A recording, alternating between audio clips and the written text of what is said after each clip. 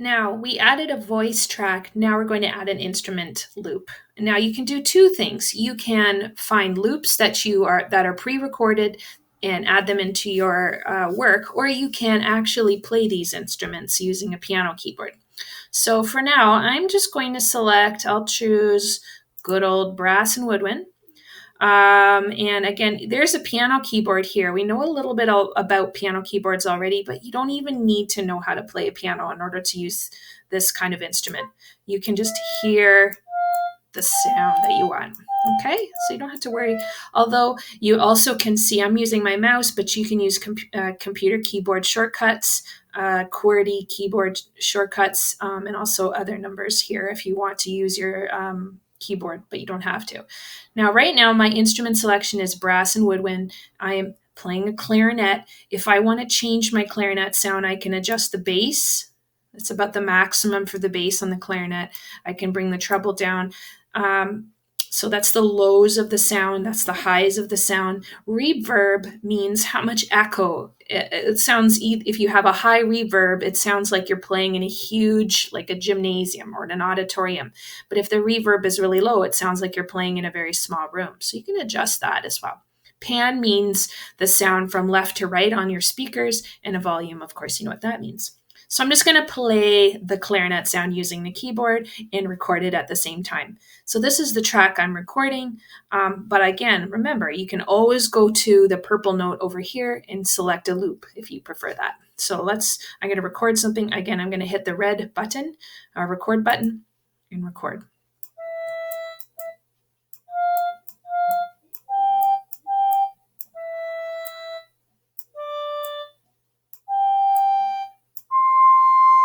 I'm going to stop there. Okay, so I've just recorded a little recorder. I'm going to probably affect my recording just because my computer is going a little crazy here, but we'll see what happened. So I have some other recordings here. So there's my clarinet recording, and here the red tracks are my voice from earlier.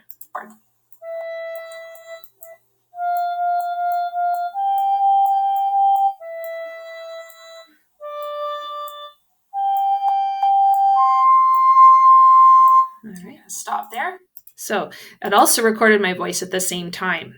I didn't want that to happen. So I'm just going to click on edit, and I think I can delete it that way. If not, I can just highlight it and hit backspace and it deleted. Okay, so now I just have only the sound of me talking, and then after that, the recording of the clarinet. But again, I can just slide that wherever I want. If I want that to happen earlier or later, I can change that at any time. So I'm going to play that back for you. Talking, this recording my voice here, you can see at the top, and I can add effects to my voice after. There you go. Another thing that's kind of neat is you can fade in. So if I fade in, that means it comes in slowly, and you can see this diagonal line. I can make the fade happen really suddenly, or I can make it happen over a long time, and that is kind of a neat effect you can add to your sound as well. There are so many effects. I'm just trying to show you a few. Now, if I wanted to add let's say I'll do a guitar background, but I think I'd like to use some loops. So I'm going to go to, let's see, guitar and see what we have. And sometimes you can be more specific. Maybe I want to have a pop sound for my guitar. So I'm just going to move me over here again. Finger guitar.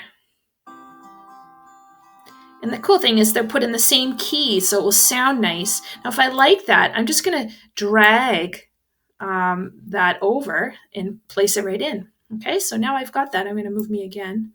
Keep getting in the way here. And I can add effects to my voice after.